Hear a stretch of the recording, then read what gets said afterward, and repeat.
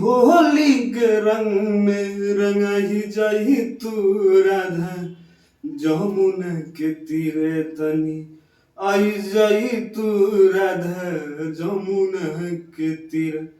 Yes guys, हम बात करेंगे पवन सिंह के अपकमिंग होली के बारे में कि आएगा या नहीं आएगा।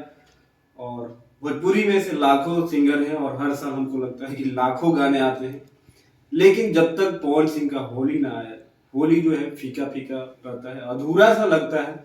क्योंकि पवन सिंह ही है भोजपुरी इंडस्ट्री में, जिस दिन गाना आता है उसी दिन होली लगता है और पूरे होली तक एकदम होली का माहौल छा जाता है।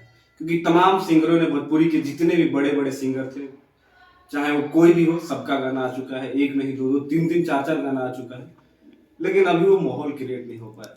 और माहौल तभी क्रिएट होता है जब हमारे भोजपुरी के शुरू के विदात बादशाह, सरस्वती पुत्र, भगवतीपुर, जो भी कुछ कहना है कम पड़ता है, उनका गाना आता है।